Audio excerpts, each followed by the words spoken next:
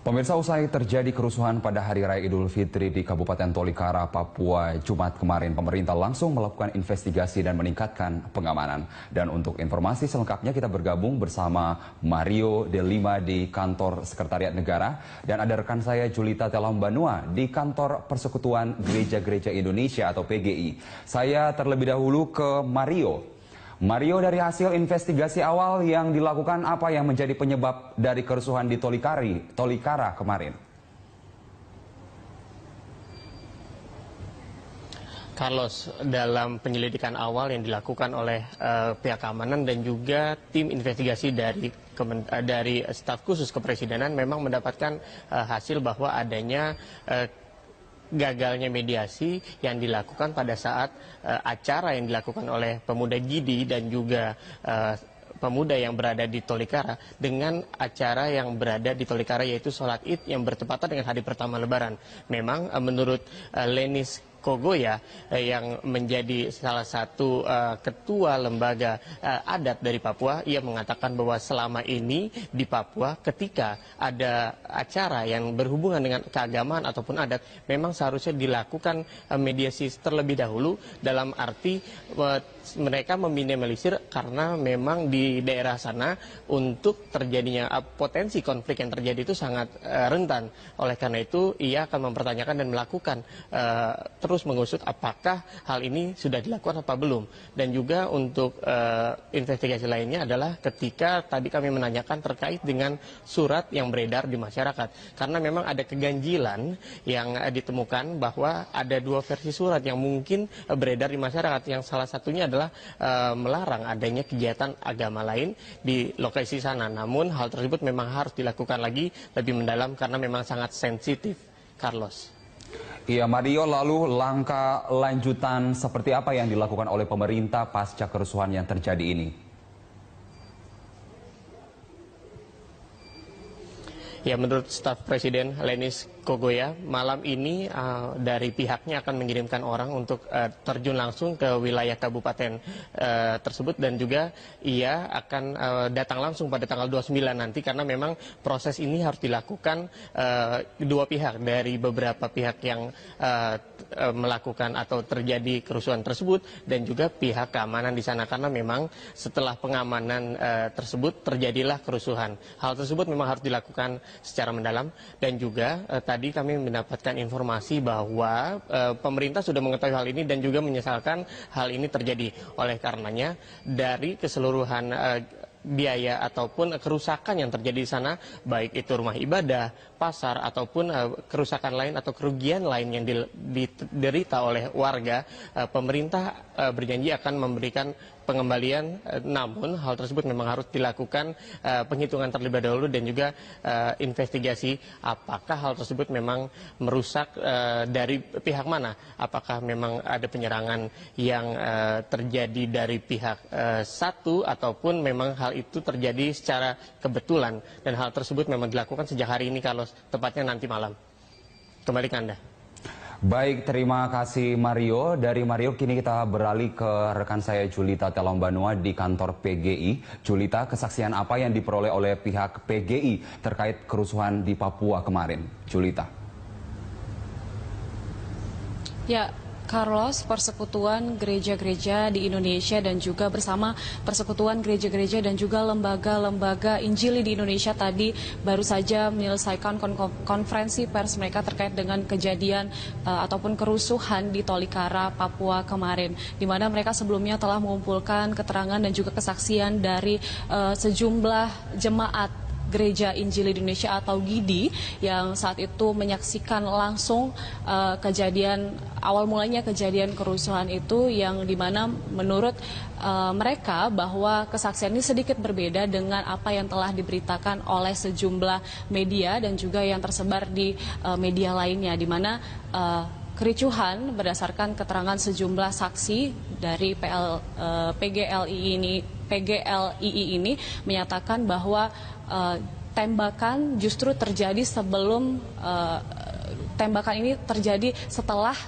dialog antara kedua belah pihak terjadi, dan tembakan ini membuat suasana menjadi panas sehingga kedua belah pihak buyar, kemudian terjadilah kejadian yang berbuntut kepada pembakaran masjid, kemudian juga terbakarnya sejumlah bangunan lainnya. Dan berdasarkan data terakhir bahwa kejadian ini menimbulkan 1 korban jiwa dan juga ada belasan orang yang terluka.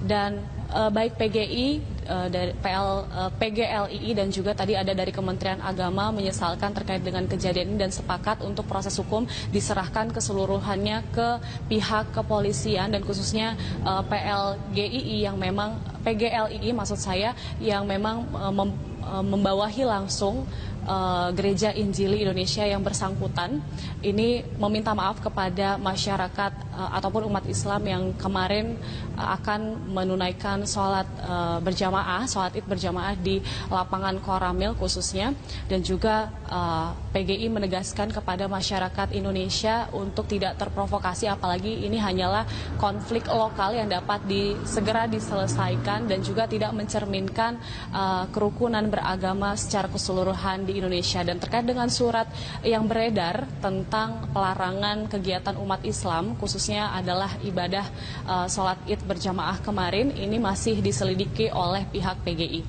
Carlos. Baik, terima kasih Julita. Sebelumnya ada Mario Delima bahwa pemerintah menyesalkan adanya peristiwa di Tolikara ini, lalu PGI sudah meminta maaf kepada umat Islam atas insiden yang kemarin terjadi di Papua. Julita Telombanua melaporkan langsung dari kantor PGI dan Mario Delima yang sebelumnya melaporkan dari kantor Sekretariat Negara Jakarta Pusat. Dari Lampung kita ke Solo, Jawa Tengah, di mana Presiden Joko Widodo pada hari ini mengunjungi sejumlah pasar tradisional di Solo, Jawa Tengah. Dan dalam kegiatannya ini, Presiden Jokowi membagikan ribuan paket buku dan sembako kepada warga. Untuk mengetahui informasi selengkapnya, kita terhubung dengan Putri Nurul Ilmi di Solo, Jawa Tengah. Putri, apa saja kegiatan Presiden Jokowi di Solo pada hari ini? Ya, Yohana, di hari Lebaran ini Presiden Republik Indonesia Joko Widodo memang memilih merayakan dengan mengunjungi beberapa tempat. Seperti kita tahu di tanggal 15 hingga 17 Juli 2015 lalu, Jokowi memilih melakukan perjalanan dinasnya dan juga merayakan hari pertama di Banda Aceh. Dan di hari kedua Lebaran ini Presiden Republik Indonesia Joko Widodo melakukan beberapa agenda. Yang pertama adalah yang sudah dilakukan tadi tepatnya pada pukul 9:45 waktu Indonesia Barat, Joko Widodo melakukan pemberian sembako kepada 2.000 warga kota Solo. Dan selanjutnya Presiden Joko Widodo juga melakukan pemberian sembako kepada warga Boyolali, tepatnya yang berada di Pasar Ngemplak, dan juga melakukan penyekaran atau mengunjungi pemakaman keluarga dan diakhiri akan kembali ke kediamannya yang berada di Jalan Kutai Raya. Yohana. Ya Putri, lalu kemudian bagaimana pelaksanaan pembagian sembako di sana tadi? Ya, Yohana, pembagian sembako yang dilakukan oleh Presiden Republik Indonesia Joko Widodo tadi dimulai pada pukul 9:45 waktu Indonesia Barat. Presiden Republik Indonesia Joko Widodo didampingi oleh Ibu Negara Iriana Joko Widodo tiba di lokasi acara yang ada di Pasar Kelitian Notoharjo, Surakarta. Kemudian mereka disambut oleh sambutan bahagia dari warga kota Solo yang sejak pagi memang menunggu kedatangan Presiden Republik Indonesia Joko Widodo. Jadi tadi juga tampak hadir Wali Kota Surakarta, FX Hadi Rudiatmo, yang memang juga datang untuk membantu acara pembagian sembako ini. Kedatangan Presiden Republik Indonesia Joko Widodo disambut sangat bahagia oleh seluruh warga kota Solo, yang terlihat memang warga kota Solo datang untuk melihat lebih dekat lagi bagaimana sosok yang pernah menjadi Wali Kota Surakarta ini.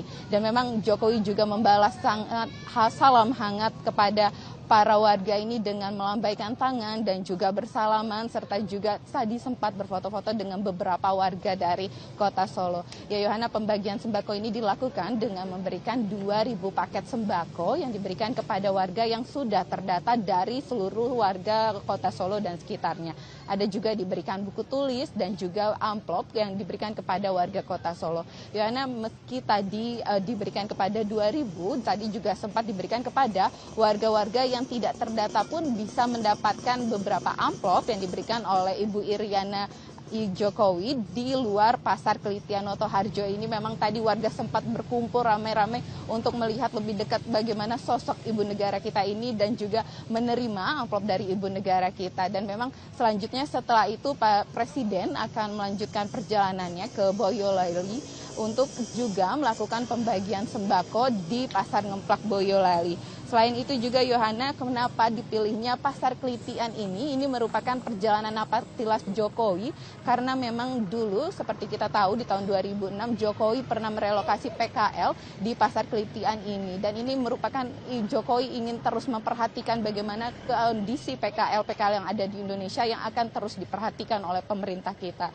Dan berikut adalah kutipan wawancara kami dengan beberapa warga yang menerima sembako dari Presiden Republik Indonesia Joko Widodo dan beberapa warga yang juga tidak menerima tapi tetap mendapatkan amplop dari Presiden Republik Indonesia Joko Widodo.